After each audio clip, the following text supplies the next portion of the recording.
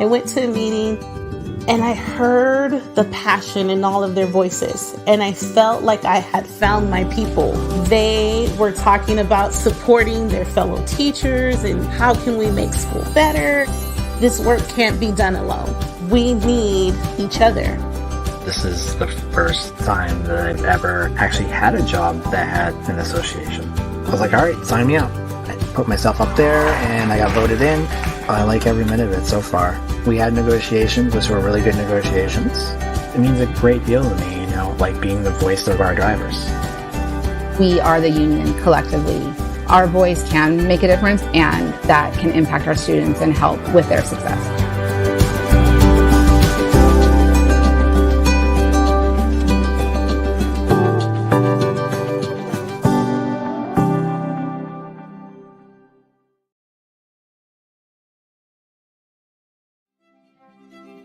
Art is not just something to look at. Art is not just something that comes inside of a gallery. Art is not just something that creates profit. Art is something that gives hope. Art has no barriers to language. Everybody can see it and observe it and take something out of it. Art is a powerful tool in order to motivate folks to move into what it is that they're passionate about. That's why for me, when I'm teaching art, one of the things that I try to incorporate is social justice and art activism, and show them the power and the empowerment that art can create when you create something for change, for immigration, for workers' rights, for social justice, for a cause that not only adults but students feel important and feel like they have the power to change.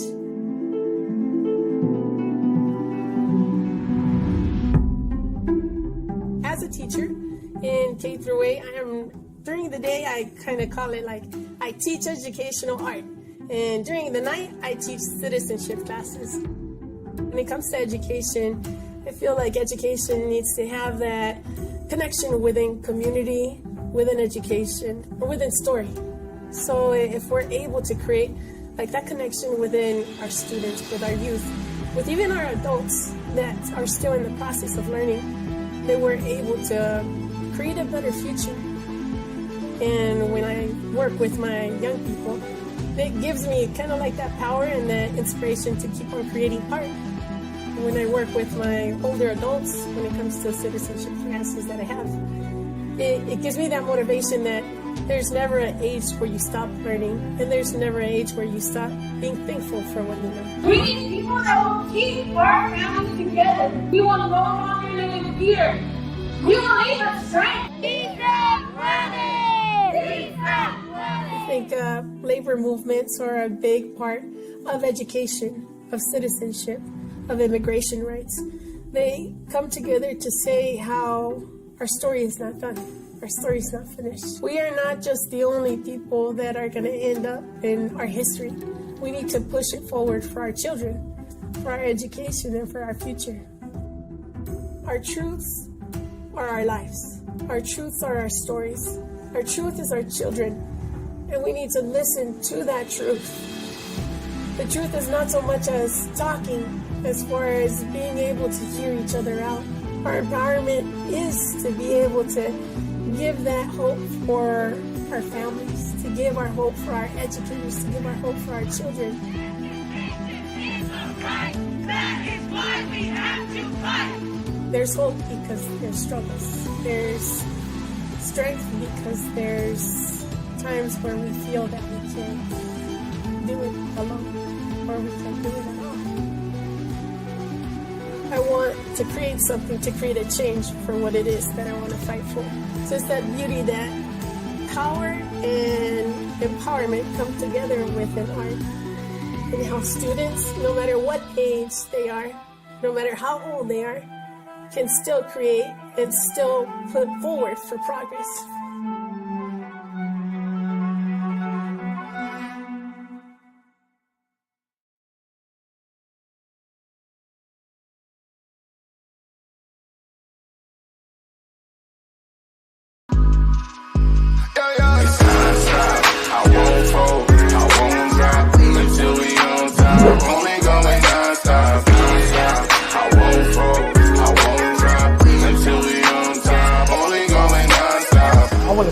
everyone for coming to the 2020 TAF Awards. This was a show like no other, people. This is the Grammys for dignitaries, educators, and support staff around the state of Oklahoma and worldwide. We cannot do this without the support of the people. So we thank you, I thank you, for being such a dedicated supporter to this movement for the Teachers Appreciation Foundation. I thank you.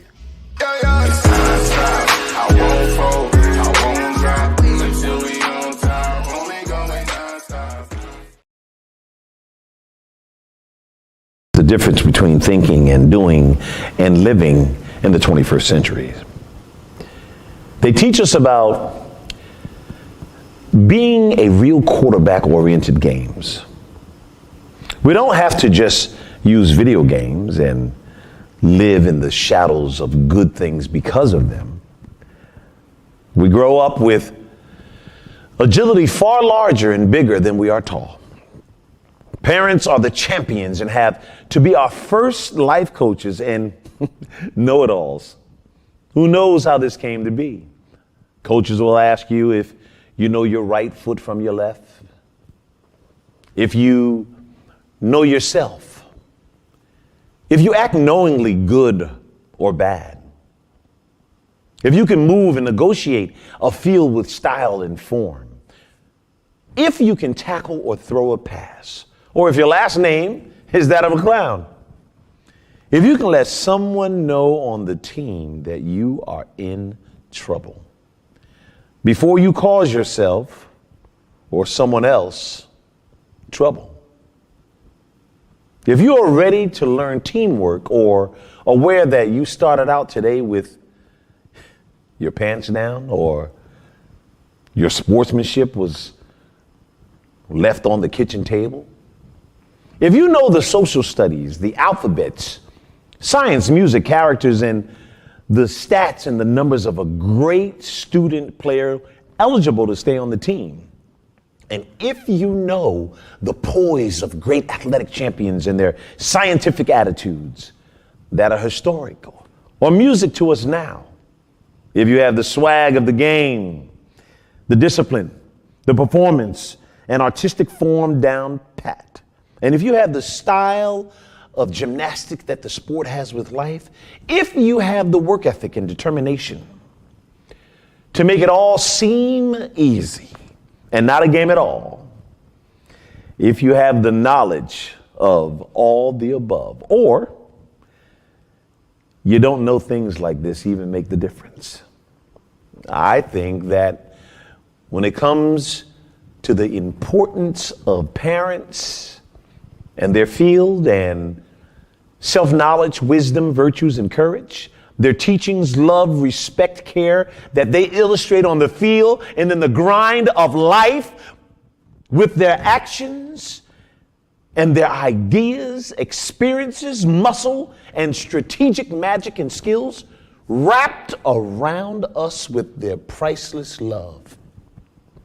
For their verbs to be that make us winners in this hard and fast third century that without them, kids and adults, athletes could hardly see or do anything at all. Parents teach us the difference between playing video games and playing on the field. Parents teach us how to be champions. A huge hug should go to parents, coaches, and parent-like community people who have love on the field for you and who are champions for your life, both in and out the games.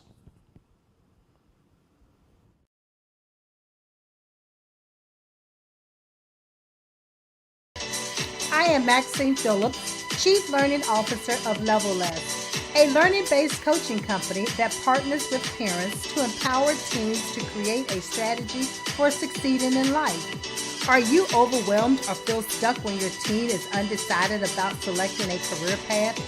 Our college and career program provides assessments, individualized coaching, and workshops to help teens identify their unique purpose and select a profession that complements their strengths. Call us.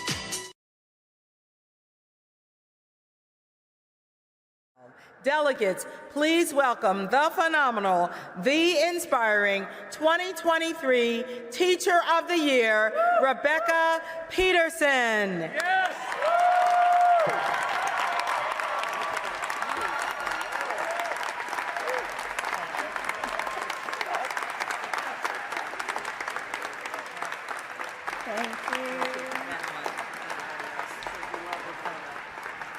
Thank you so much. What a joy to be with you today and celebrate and honor the power of public education.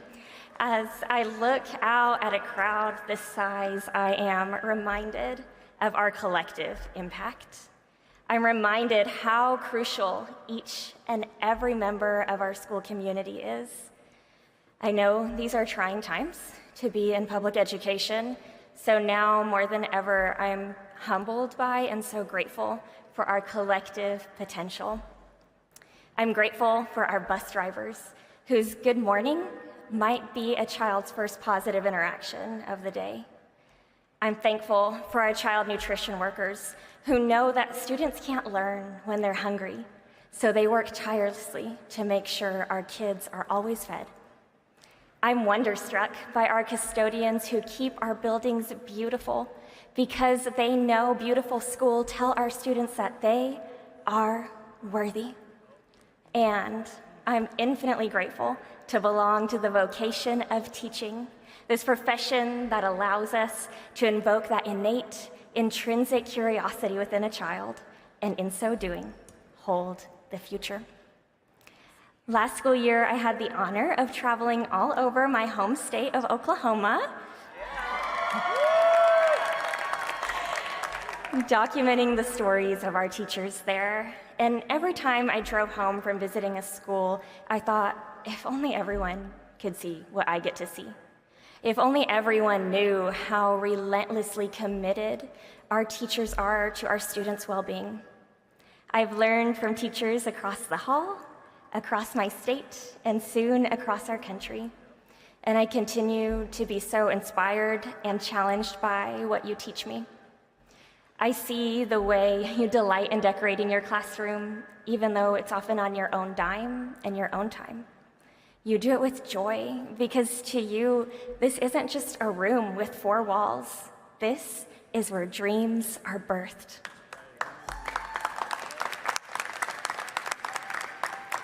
I notice the way you embrace the student who came to school with clean clothes, just as genuinely as you embrace the one unable to. I recognize the way you ask a student how to say something in their native language, and in that moment, help our newcomer trade shame for dignity, just like you did with me decades ago. I watch the way you know when to praise the smallest of victories and when to push for better work. I know the way you write and rewrite letters to parents and guardians, ensuring you do right by them. I remember the way you whisper, "Have you ever thought about being a teacher?" And with one sentence, forever change a trajectory. And I stand witness to the way you make your place a welcome, make your classroom a place of welcome. You don't know this, but there's a student who isn't sure if life is worth living, but he keeps living because of your class. I see you. I and others see you tending to some of the greatest needs of our communities. And here's what I know. Every day, as we unlock the doors of our classrooms, we swing wide the doors of opportunity. Each time we open a book, we open a space to grow. We pick up pieces of broken pencils in one moment and pieces of broken hearts in the next. We show how to add proper place value as we add and place value. We teach on the battles fought for freedom, and we hope this thing we're a part of, this thing called public education, will indeed free them from marginalization, from systemic inequities, from generational poverty. This is why we teach.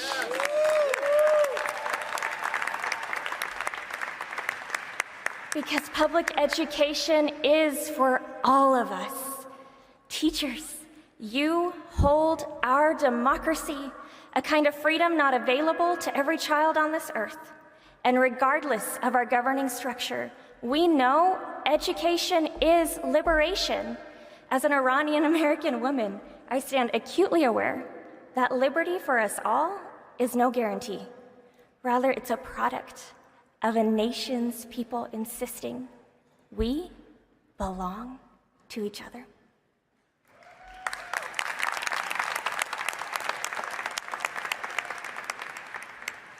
Teachers, you're the ones carrying that banner. Thank you for carrying our mission that every single child is in, no matter the color of their skin, zip code, or gender, no matter their socioeconomic background, religious affiliation, immigration status, or sexual orientation. All are welcome. These doors are wide open for everyone. Everyone's in, everyone belongs, everyone has a seat at the table. That's the heartbeat of our country, and we as educators safeguard it every day. May we keep showing up for our students. May we reflect on the impact of our work. May we continue to stand with one foot grounded in reality, while the other stands in the promise of what can be. And may we lean in to what our students have always taught us, that we belong to each other. Thank you.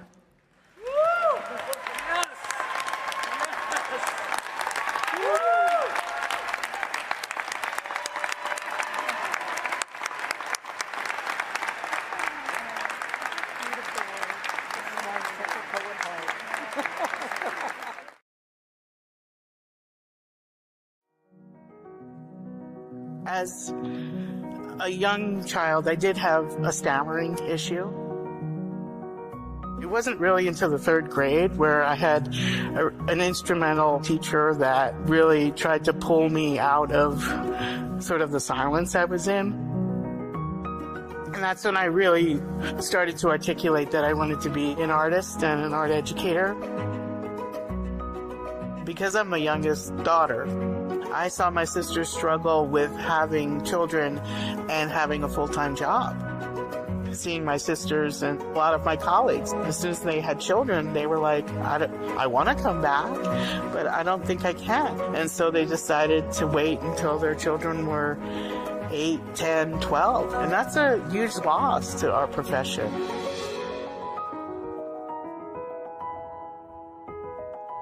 As we started to talk about how we were going to launch this and get it off the ground, the first obstacle, I think, is that nobody had done it before in the state.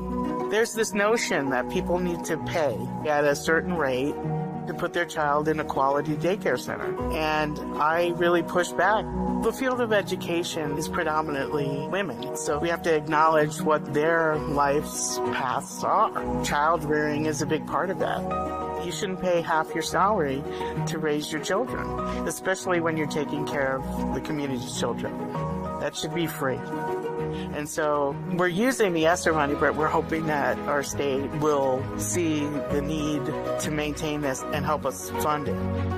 Prior to being here at the center, my daughter was at another childcare center in Santa Fe, which was extremely expensive, cost more than my rent did, and because she got out before my workday ended, I had to sort out like who could pick her up. So when they opened the center and I received a spot through the lottery, it was an easy decision because the hours are suited to the schedule of people working for the school district. So the mission of the Child Care Center is more than to alleviate expense for our employees. I didn't know I wanted to go into education until I actually started internshipping here. These kids are, 1 to 3 years old, and they're like really independent. When I was growing up, it was just, okay, go play with the toys. It's here, they have a curriculum that they're teaching the kids. This is not any normal child care center, it's more than that. It's an environment that's gonna help them discover and be curious about art and books and reading and all the things that we want young children to be exposed to. And we partner with museums and do other things like that. I really emphasize a lot of the social emotional learning. It's how to interact with peers. And I think those are skills that are so important and will benefit her for the rest of her life. If we don't invest in raising children, then we're not really investing in a female workforce. We need more resources. We need a center like this where we can place our children and feel confident that when we come and pick them up, they've had a great day.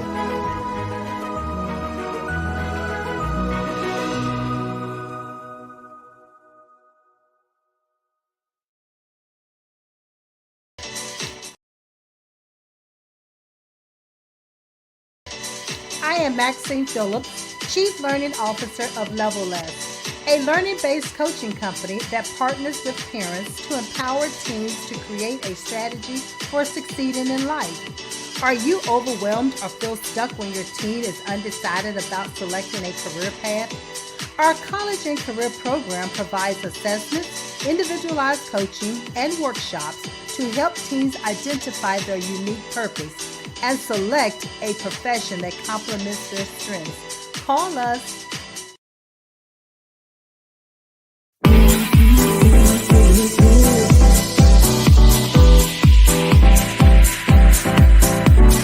Telling me to dance, taking a chance.